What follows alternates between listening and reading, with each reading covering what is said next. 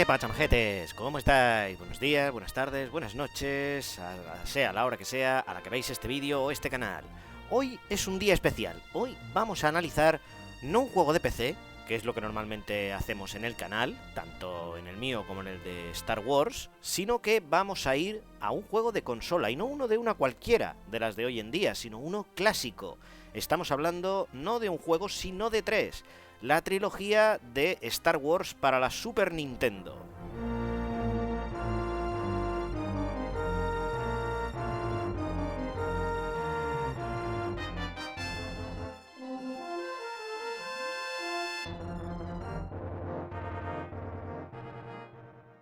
En el año 1992, la Super Nintendo era considerada por mucha gente la mejor consola de aquella época. Muchos hoy en día todavía la consideran la mejor consola de todos los tiempos, incluso por encima de la Sony PlayStation, aunque eso son opiniones subjetivas. Sony desde luego tuvo mucha más difusión y ni que decir que es la consola más popular de todos los tiempos. No obstante, la Super Nintendo fue quizás la mejor pieza de hardware lanzada por la compañía nipona. Entre sus mejores títulos destacaban, por ejemplo, todos los Marios, los Zeldas, el mejor Castlevania considerado por muchos hasta la llegada del Symphony of the Night, y ni qué decir de los Metroid. Sin embargo, en Nintendo también había fans de Star Wars, y hasta aquel momento únicamente habían podido recibir dos juegos de la franquicia, para la anterior consola, en este caso, la NES o la Nintendo Entertainment System. Estos dos juegos reflejaban bastante bien lo que eran las películas clásicas en el antiguo sistema de 8 bits de Nintendo. Con un sistema de plataformas y también algunas fases de conducción y de arcade, pues se colocó como uno de los mejores juegos que tuvo la pequeña consola de Nintendo en aquella época. Sin embargo, tras 1991 y con el lanzamiento de la Super Nintendo, muchos fans esperaban que LucasArts se decidiera a hacer una versión para esta nueva consola, y no tardaron demasiado. En 1992, LucasArts, en colaboración con JVC, además de con Sculpture Studios, que fueron los encargados principales de hacer este tipo de port, lanzaban la trilogía, o al menos el primer juego de la trilogía de Super Star Wars. Este juego sigue fielmente casi todas las escenas de la película y nos pone en la piel de sus protagonistas, Luke Skywalker, Han Solo o Chewbacca. Se echa de menos igualmente a lo mejor la presencia de Carrie Fisher. No obstante, teniendo en cuenta que únicamente quedaba una fase para cuando conseguimos rescatarla de la Estrella de la Muerte, pues habría sido redundante. Aunque hay que darle crédito a la Nintendo Entertainment System por darnos más personajes a elegir que la versión de Super Nintendo. Sin embargo, la versión de esta consola de la compañía del fontanero italiano pues tenía bastante más capacidad gráfica, ni que decir sonora, y una jugabilidad endiablada. Estamos hablando de un juego de run and gun, es decir, tú te vas moviendo y vas disparando a todo lo que se te viene en pantalla. Un género que tuvo su mejor exponente en los Contra, también lanzados para Nintendo y otras consolas de la mano de Konami. Para este juego, LucasArts empleó varios archivos y conceptos de la película. De hecho, uno de los diseñadores principales, Harrison Fong, parece el hermano chino de Harrison Ford, perdón por el chiste fácil, dijo que fue realmente sencillo diseñar todos los entornos y personajes, ya que le eran muy familiar, tanto a él como a la mayoría de los aficionados de Star Wars. Aparte de los soldados de asalto y algunas de las criaturas que nos tenemos que encontrar por Tatooine en los primeros niveles del juego, encontramos una variedad de enemigos muy imaginativos. Algunos de los bosses también son desde luego bastante impresionantes, sobre todo teniendo en cuenta la capacidad de la consola de Nintendo por aquella época.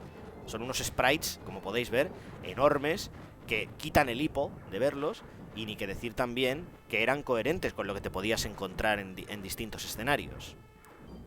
Como mandan los cánones de la Super Nintendo, muchas de las fases de disparo o de conducción de este título se hacían empleando el famoso modo 7 que era una de las marcas de la casa de esta nueva consola de 16 bits de Nintendo. A pesar de no ser un 3D real, la sensación de velocidad y de estar pilotando el Speeder de Luke o el X-Wing por encima de la superficie de la Estrella de la Muerte eran impresionantes. El último nivel del juego, por supuesto, transcurre en la trinchera de la Estrella de la Muerte, y también debemos pelearnos con Darth Vader, aunque en esta ocasión podemos devolverle el fuego, cuando en la película todos recordamos que nos estaba disparando desde atrás. Consiguiendo disparar los torpedos de protones, Luke conseguía acabar con la Estrella de la Muerte y así el jugador terminaba el primer juego, recreando casi la totalidad de las escenas de la película. Personalmente echo de menos la escena de volar por el campo de asteroides y de disparar a los TIE Fighters cuando estás escapando de la Estrella de la Muerte, ambas presentes en la versión de Nintendo. Sin embargo, los gráficos, el sonido y la espectacularidad de este título, por así decirlo, digamos que suplían la carencia de esas dos fases. El juego fue muy bien recibido críticamente, recibiendo en 1992, de la publicación Electronic Game Monthly, el mejor juego de acción de dicho año, de 1992, así como la mejor adaptación de una película a un videojuego. Algo que por desgracia hoy en día parece una tarea bastante ardua para muchos desarrolladores que se quedan siempre a medias a la hora de trasladar lo que veíamos en las pantallas de cine a nuestras pantallas de ordenador o de consolas. A la luz del éxito conseguido, obviamente, LucasArts decidió continuar con esta saga, y al año siguiente, en 1993, lanzaban la segunda parte, El Imperio Contraataca. Esta versión mejoraba algunos de los aspectos del original. Por ejemplo, la jugabilidad, a pesar de que continuaba siendo un título bastante difícil, es desafiante, le incluyeron una serie de mejoras en el control para que no fuera tan frustrante. Ahora ya no era necesario pasarte del tirón todo el juego para poder ver el final, sino que incorporaron un sistema de contraseñas para poder ir avanzando según habías terminado en tu última partida, siempre que lo hubieras apuntado. Los gráficos también recibieron una mejora, los sprites eran más grandes, más rápidos y el control también se agilizó. Luke ahora podía hacer un doble salto, al igual que Han Solo y Chewbacca, los otros dos personajes presentes en este título. Las fases de conducción también se ampliaron. En esta ocasión el modo 7 se pudo utilizar en dos niveles. El clásico enfrentamiento de los Snow Speeders contra los caminantes imperiales, aunque también teníamos que derrotar a TSTs y droides sonda, y también por supuesto la aproximación de Luke a la ciudad de las nubes. Otro nivel de primera persona se añadió, en este caso la huida del halcón milenario a través del campo de asteroides cercano al planeta Hoth. En lo referente a la jugabilidad, podemos ver que también Luke empieza a utilizar los poderes de la fuerza, incluidos pero no limitados a levitación, que te permitía evitar caer en un foso sin fondo, sobre todo muy útil en la última fase, curación, que venía bien sobre todo en los últimos bosses, ya que muchas veces no aparecían minions para poder conseguir corazones y regenerar tu salud, o la invisibilidad, que hacía que fueras virtualmente invencible entre muchos otros, como el clásico lanzar el sable láser. Por supuesto, el jefe final en esta versión, la del Imperio Contraataca, era Darth Vader, y a día de hoy, incluso jugando en el nivel más fácil de dificultad del juego, se le considera uno de los bosses más duros de la historia de los videojuegos. Este título, al igual que su antecesor, también recibió muy buenas críticas, sobre todo alabando la mejora de los gráficos, la mayor variedad de niveles y el hecho de que sobre todo se permitiera al jugador poder continuar la partida gracias al sistema de password, ya que la dificultad del anterior título había sido muy criticada y que podía llegar a ser frustrante para los jugadores menos hábiles o que disponían de menos tiempo para jugar. Cubiertas las dos primeras partes, como es lógico, ahora tocaba el acto final, el retorno del Jedi. En esta ocasión se mantuvieron muchas de las mejoras del Imperio Contraataca, pero no por ello se pararon ahí. Incorporaron nuevos personajes a lo que sería el elenco, particularmente uno sobre todo. Estamos hablando de Leia, a la que por fin muchos fans podían ver en su bikini dorado de Jabba el Hutt, culminando una de las fantasías eróticas más grandes de jugadores y gamers por igual.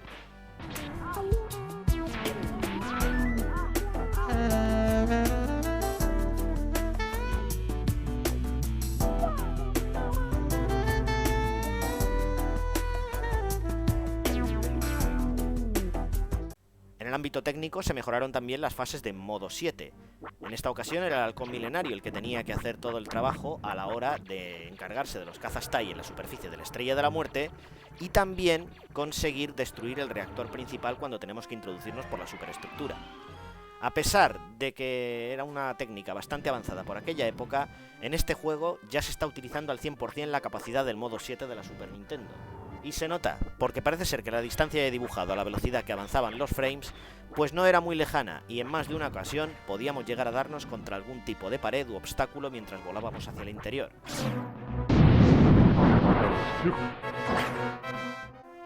También se incorpora como personaje jugable el Ewok Wicket, un personaje de una de las razas más detestadas por muchos, aunque yo nunca entenderé del todo por qué, de Star Wars. Destacaba sobre todo su arco y su flecha. Curioso, porque nunca lo vemos con un arco y una flecha en la película, en todo caso con una lanza y una honda. Pero bueno, supongo que eran exigencias del gameplay. Además, esta pequeña flecha le permitía poder crearse sus propias plataformas para poder llegar a sitios a los que a lo mejor le habría costado alcanzar o directamente sería imposible, haciendo que fuera un personaje bastante divertido y original de jugar. Por supuesto, como manda la película, al final también había que enfrentarse al Emperador Palpatine y antes a Darth Vader, con lo cual estamos hablando de dos bosses bastante duros. Si a la gente ya le pareció difícil derrotar a Darth Vader en el Imperio Contraataca, aquí el Emperador también está considerado uno de los bosses más duros de la historia de los videojuegos. A medida que vamos peleando contra él, va disparando sus rayos y nos va quitando plataformas sobre las que quedarnos de pie, y ya sabéis lo que hay abajo. Como ya hemos dicho, el último nivel del juego transcurre en el modo 7, y es, por así decirlo, la última fase y la que da cierre a toda esta gran trilogía. Esta última parte fue algo criticada por algunas publicaciones, diciendo que únicamente se dedicaba a repetir la fórmula de los dos anteriores, aunque personalmente considero que es coherente, ya que si los dos primeros juegos empleaban esa fórmula precisamente para emular a las películas, pues habría sido bastante raro y también poco coherente que intentaran cambiar el sistema de juego. Técnicamente, como ya hemos dicho, también mejoraba muchos de los aspectos de los anteriores títulos. Por ejemplo, la pelea contra el Rancor de Luke es probablemente, o al menos yo recuerdo, uno de los sprites más grandes que jamás he visto en cualquier consola de 16 bits. No obstante, el juego fue muy bien recibido y es, por así decirlo, la primera y única vez que hemos podido ver, al menos hasta la llegada de LEGO Star Wars, todas las películas de Star Wars condensadas en 3 videojuegos, cada uno para una película, que nos permitían revivirlo una y otra vez. Con el paso del tiempo, la nostalgia de este título aumentó, e incluso LucasArts se planteó lanzar una versión en PC, al menos del primer título, aunque nunca llegó a completarse. No obstante, recientemente, sobre todo desde el año 2009, podemos disfrutar de los ports de estos títulos de Super Nintendo para nuestra Wii U o nuestra Wii, depende de la que tengamos. Recientemente también se han incorporado al catálogo de juegos de la Sony PlayStation y también de la PlayStation Vita, permitiendo así que muchos aficionados que en su día no tuvieron la Super Nintendo o que no tengan una consola de Nintendo puedan disfrutar de estos grandes títulos.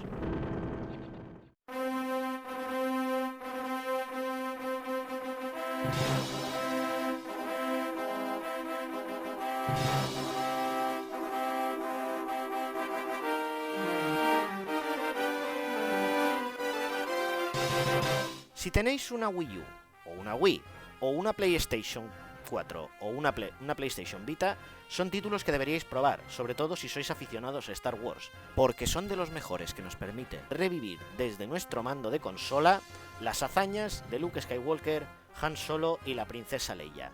Unos títulos muy recomendables, perfectos exponentes de la era de los 16 bits y también de las plataformas y run and guns, como ya hemos dicho, más imaginativos del mundo de los videojuegos, pero sobre todo una muestra de maestría de cómo se debe llevar una película a un videojuego.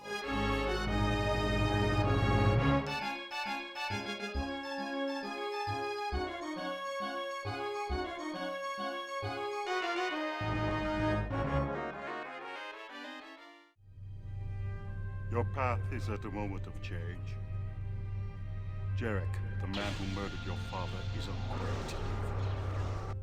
He searches for the location of the sacred place, the Valley of the Jedi. En el próximo vídeo nos centraremos en el juego que dio comienzo a la saga Jedi Knight, una de las más populares de todo el catálogo de videojuegos de Star Wars y la que consolidó a Kyle Katarn como uno de los grandes personajes del universo expandido Leyendas de Star Wars. Gracias por seguirnos a todos en el canal, chicos, esperamos que os haya gustado y hasta la próxima.